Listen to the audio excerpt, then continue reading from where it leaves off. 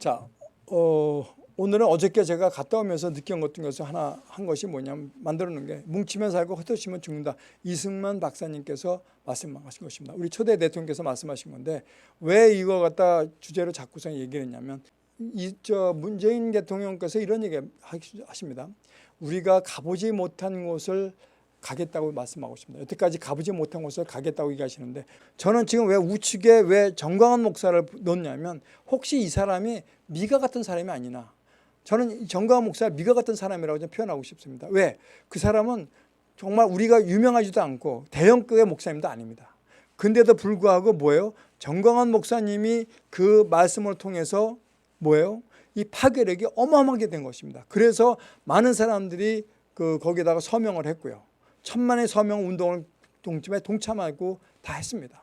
그 이유가 미가 같은 사람이 아니었나 생각합니다. 또 하나 뭐냐면 여기에 뭐냐면 자, 뭐가 왔어요? 천사가 한 명밖에 안 왔습니다. 한 명 왔다는 것은 무슨 얘기예요? 우리 보러 모든 것을 통합하라고, 모든 것을 다 하나로 묶으라고 얘기합니다. 모든 신념, 권력, 뭐예요? 가치, 모든 거 다 하나로 고쳐서, 그래서 뭐예요?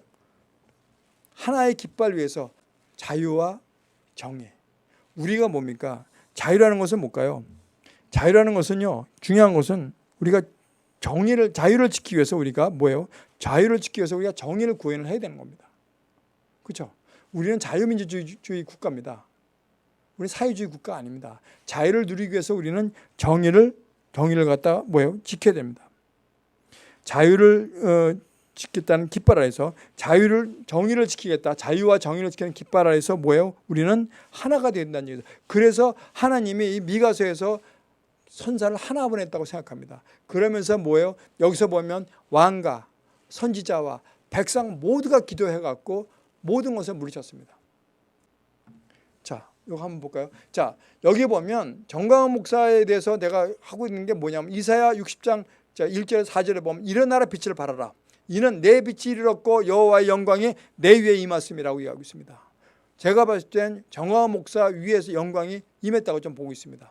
보라, 어둠의 땅을 덮을 것이며 캄캄한 이 만민을 가려내리와 오직 여호와께서 내 위에 임할 것이며 그의 영광이 내 위에 나타내리니 나라들은 내 빛으로 왕들은 비치는 내 광명으로 나오리라. 그래서 어저께 그런 많은 사람들이 나왔다고 좀 봅니다. 자, 한번 볼까요?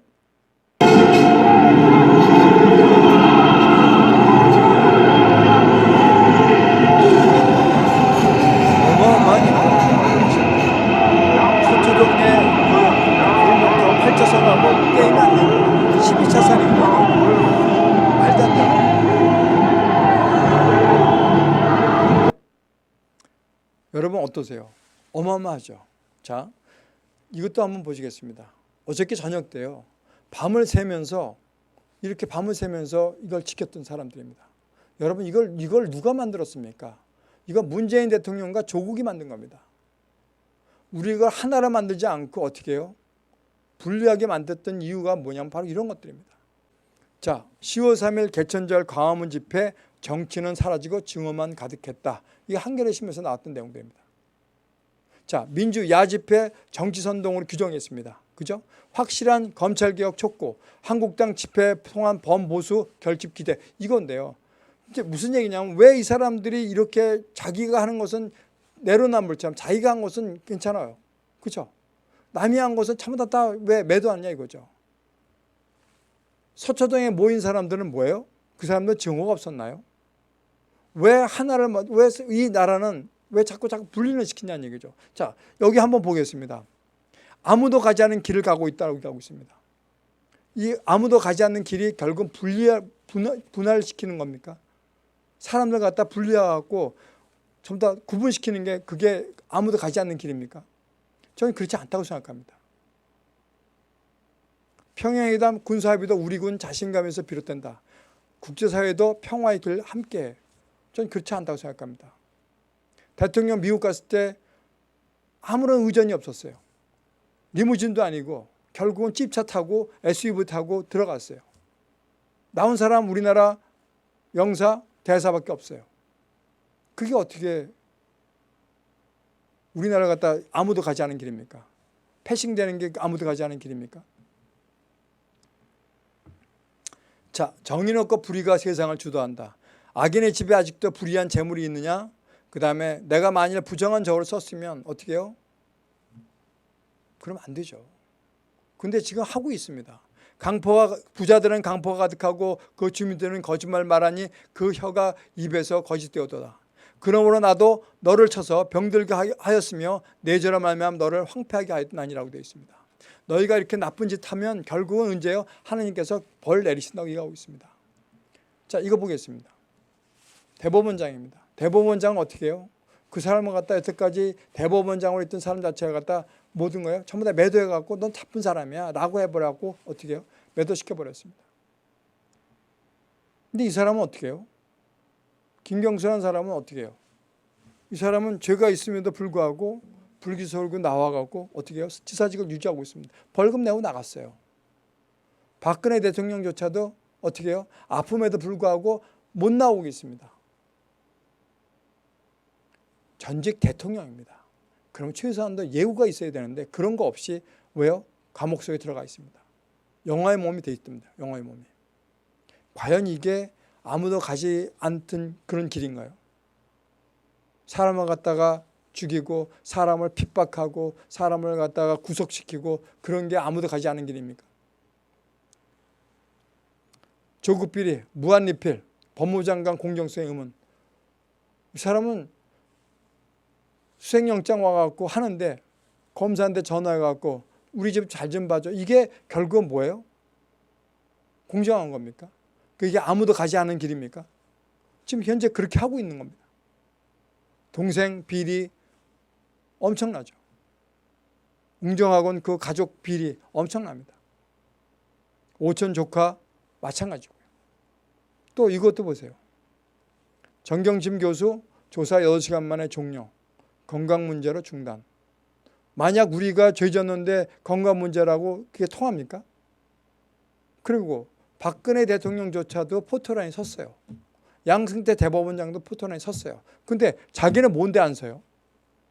이게 아무도 가보지 않은 나라입니까? 그러면서 아프다고 가버려요. 이게 정말 문 대통령에 의한 아무도 가보지 않는 나라입니까? 자, 2018년 한국 경제 성장률 OECD 36회원 중 18위입니다. 18위. 자, 한번 연도별로 한번 보겠습니다. 자, 2012년 박근혜 대통령 출범할 때 뭐예요? 자, 보면 그 내용을 보시면 되겠대요. 35위입니다. 실업지 순위가. 그 다음에 성장률 순위는 10위였습니다. 자, 그 다음에 2013년 WCC 할 경우 언제 됐습니까? 36위에서 어떻게 돼요? 7위로 올라갔습니다. 그 다음에 세월호 가고 난 다음에 어떻게 됐을 겁니까? 실업률이 35위로 올라갔고 8위로 내려가기 시작했죠. 그 다음에 2016년 탄핵 촛불 집회할 때 34위로 올라가고 그 다음에 뭐가 됐습니까? 성장률 순위가 10위로 올라갔죠. 자, 그 다음에 문재인 대통령 취임하고 난 다음에 어떻게 됐습니까? 32위로 올라가고 14위로 내려갔습니다. 그러면서 점점 어떻게 돼요? 점점 병목 현상 쪽으로 가고 있는 거죠.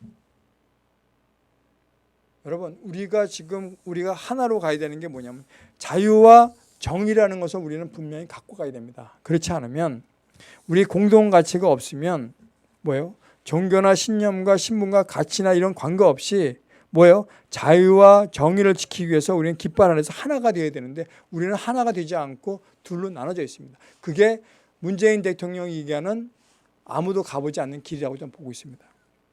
우리가 가장 중요한 것은 불의를 벗고 정의로 가야 되고 자유로운 상태에서 정의와 자유가 같이 갈 수 있는 그런 곳으로 가야 된다고 생각합니다.